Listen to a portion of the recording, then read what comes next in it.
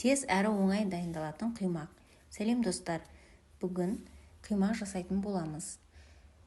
Сүт 500 грамм, сұйық май 100 грамм, 3 жұмыртқа, қосылтқыш 1 пачка, құмшекер және тұз. Ең әуелі 3 жұмыртқамызды жарып алып, жақсылап араластырып аламыз.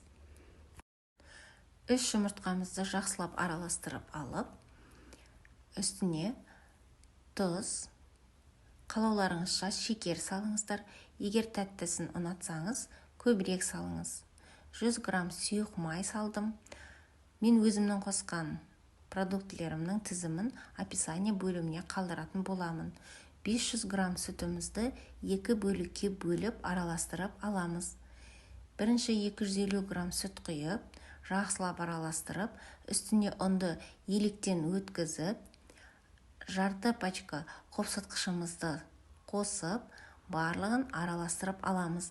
2 бөлікке бөліп жасауымыздың себебі бізде ұн түйіршіктеліп қалмау керек. Видеода көріп тұрғандарыңызда екінші жартысын қосып, ұнымызды електен өткізіп, қалған қосылтқыштарымызды салып, барлығын араластырамыз. Жақсылап араластырыңыздар. Видео ұнаса, лайк басып, каналға жазылып, комментарий қалдырыңыздар.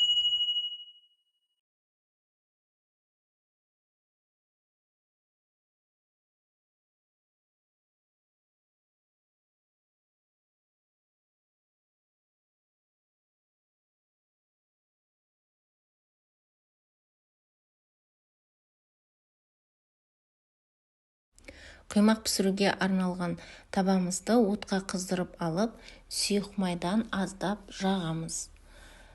Және құймақтарымызды аз-аздан құйып пісіретін боламыз.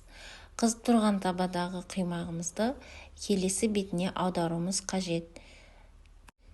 Келесі бетіне аударып, екінші бетінде дәл осылай қып-қызыл алтындай етіп пісіріп аламыз.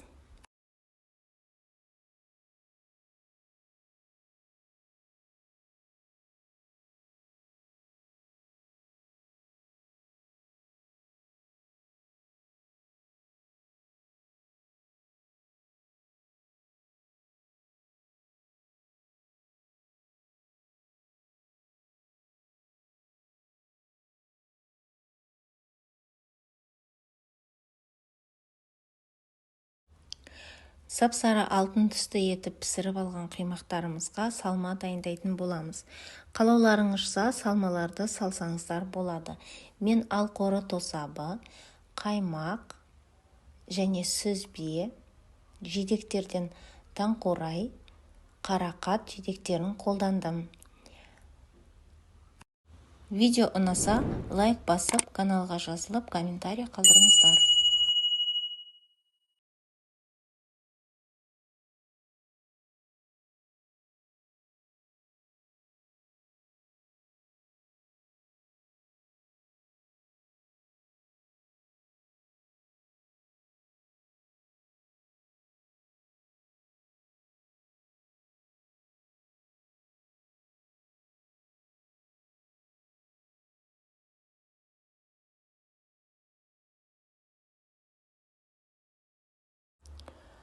Бүгін біз құймақтарымызды әртүрлі салмалармен, әртүрлі формаларда жасадық. Сіздер де жасап көріңіздер.